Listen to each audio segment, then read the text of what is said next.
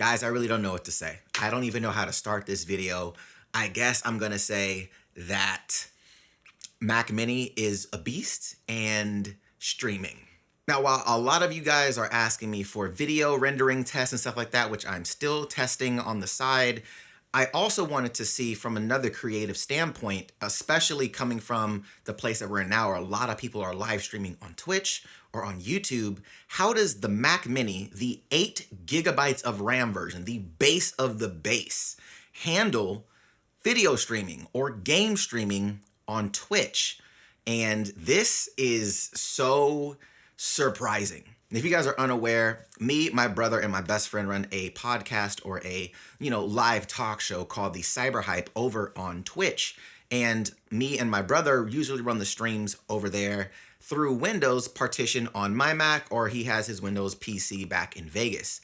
I live in Australia, so take that for what that is. And I usually do that on my iMac Pro. Now that computer has a Vega 64, 16 gigabytes of graphic memory, a 10-core processor, 32 gigabytes of RAM, so it's plenty enough to run any type of stream that I want to from this machine. And typically when I play video games, it's through a console like a PS4 Pro, Xbox Series X, or a Switch, coming through the computer via an Elgato HD60S. And then my video camera of choice is the GH5S, coming through a Camlink 4K. Now, the reason why I run a Windows partition on my Mac to do live streams through there is OBS functions better in Windows than on the Mac. And also, there's some features that just are wonky on the Mac in OBS. Now, while a lot of you may be like, all right, cool, well, Windows partitioned the Mac Mini, it should run fairly the same. So the challenge that I had right off the bat was on the Mac Mini with the M1, there is no ability to do a Windows partition. And currently I don't have any virtualization software like Parallels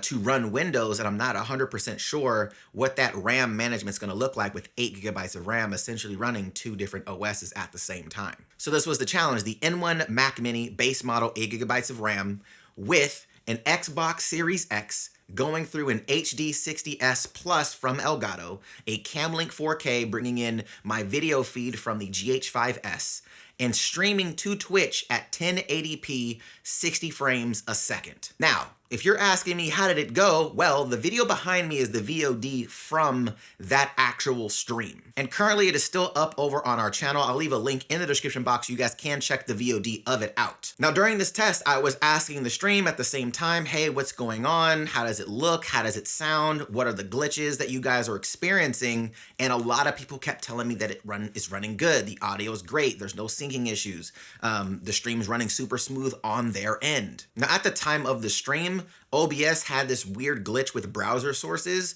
on Mac OS Big Sur. Now, I'm not 100% sure when you're seeing this and if those glitches have been remedied. However, I could not add in the chat. I couldn't add any other alerts that were browser sources. So right now what you guys are seeing essentially is a screen grab of me or my camera coming in as a video source and the console coming in as well as a video source. Now, midway through the stream, I did want to try to push the computer a tad bit more, so I tried to add a browser source for the chat and potential alerts. However, as soon as I clicked browser source, it literally crashed OBS.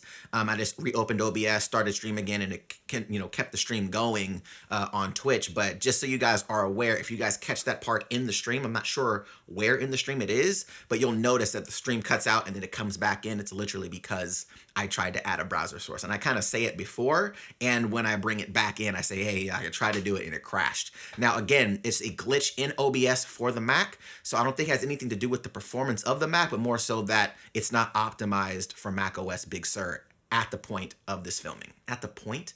No, at the time of filming, it is not currently working. Now, the reason why I feel like this is so exciting, one, this is the entry level of entry levels for the Mac Mini. 8 gigabytes of RAM, M1 processor. This is literally the $699 computer. So I know a lot of people that are testing it now are like, oh, it's $699, but a lot of them are using the 16 gigabytes of RAM model. Now, what I will say is if you have the ability to pay the extra $200 or $300, I'm not really sure what it is, for the additional RAM, do it. But if you can't, I did want to show you guys what you could do with the base of the base. And that's why I'm testing this particular machine with streaming, with video rendering, with my workflows, what that looks like. So if you guys don't have the additional $200 to $300 to spend, What can you use this computer for? Now, the crazy thing to me is, what is it going to look like when OBS is fully optimized to take advantage of the M1 properly?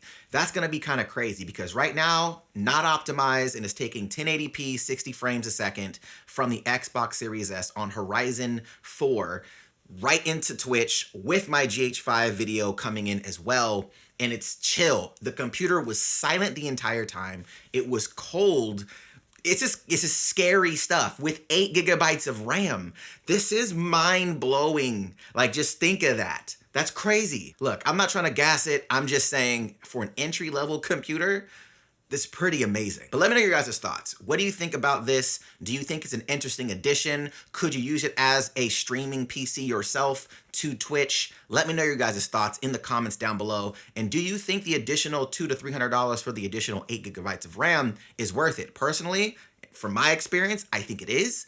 But again, I know everybody's budgets are different, but I want to know your guys' thoughts. Also, let me know in the comments down below what else you want me to test on this machine, because I'm letting you know right now, I'm going to return this one, and I'm probably going to buy the 16 gigabytes of RAM version and use it as a secondary editing bay for me, because this is pretty impressive. But other than that, guys, make sure you guys smash that like button. Also, hit that subscribe button so you guys don't miss any other future M1 content, and I'll catch you guys in the next video.